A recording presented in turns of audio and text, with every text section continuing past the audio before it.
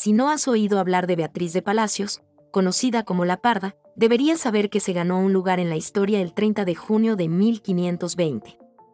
Este aciago día, las tropas de Hernán Cortés formadas por españoles y miles de aliados tlaxcaltecas, sufrieron grandes pérdidas al ser atacadas por los aztecas. Esta derrota les obligó a coger el camino de la huida y dejar atrás la ciudad de Tenochtitlán.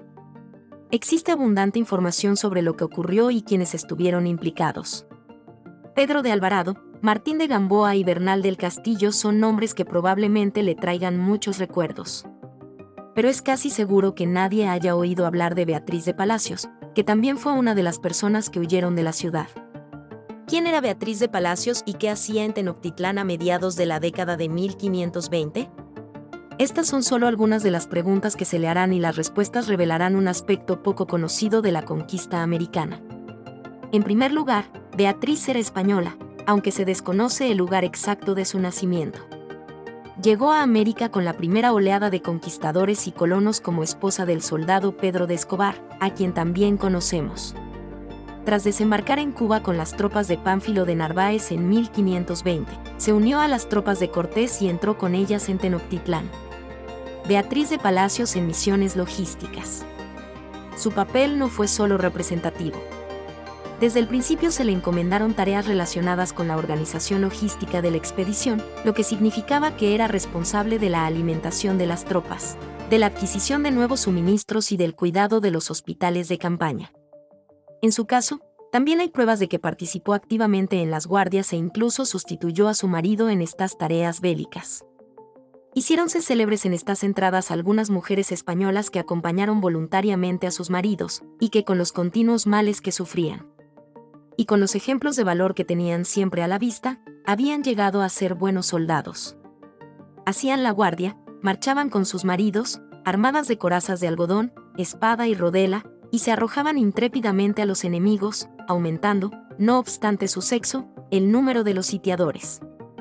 Estas mujeres se llamaban María de Estrada, Beatriz Bermúdez de Velasco, Juana Martín, Isabel Rodríguez y Beatriz Palacios. Francesco Saverio Clavijero. Historia antigua de México y de su conquista. Pero Beatriz de Palacios no fue una excepción, ni como organizadora ni como mujer. Gracias a los escritos de Francisco Cervantes de Salazar, tenemos una imagen más clara de las mujeres españolas que tomaron un papel durante la conquista.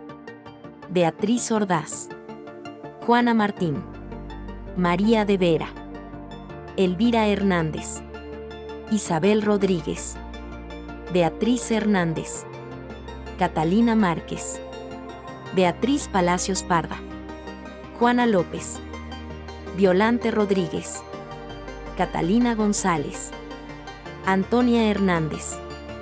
Esta información es confirmada por otros cronistas como Bernal Díaz del Castillo y Bartolomé de las Casas. Durante la Noche Triste su modus operandi cambió y se las vio luchando en primera línea, protegidas y armadas como un soldado más. De hecho, su valía fue reconocida por el mismo Cortés y finalmente se retiró a Cuba con su marido, donde terminó su vida en paz tras un merecido descanso. Hay un aspecto de Beatriz que aún no he mencionado, y es que la llamaban La Parda, porque era mulata. Resumiendo, una mujer española casada con un soldado e implicada en la organización logística y militar en 1520 es alguien que todavía hoy sería clasificada como negra en Estados Unidos y estaría luchando por sus derechos civiles y humanos. En la España de 1520, su condición de mulata no era un problema. Beatriz de Palacios, también conocida como La Parda, fue una soldado y enfermera afroespañola conocida por su labor durante la conquista de México. La describen los historiadores Francisco Cervantes de Salazar y Juan de Torquemada. Era mulata, de ahí su apodo. Fue una de las primeras personas de origen africano en establecerse en el Nuevo Mundo. Tras llegar de Cuba en 1520, Palacios fue enfermera a las órdenes de Isabel Rodríguez, pero también tomó las armas y luchó, compartiendo a menudo la guardia con su marido. También fue peletera, armera, cobradora, cocinera, amazona y todas las demás tareas que le correspondían. Prestó un servicio admirable durante la Noche Triste, ayudando a repeler los ataques durante la evacuación española de Tenochtitlán, y más tarde tuvo la oportunidad de contraatacar con muchos de sus camaradas durante el asedio de la ciudad. Palacios y su marido sobrevivieron a la conquista y se establecieron en Cuba en tiempos de paz. Si te ha gustado esta historia, puedes apoyarnos con un comentario amable, una suscripción y un me gusta. Con este sencillo gesto nos ayudas a difundir la historia oculta de las Españas. Muchas gracias.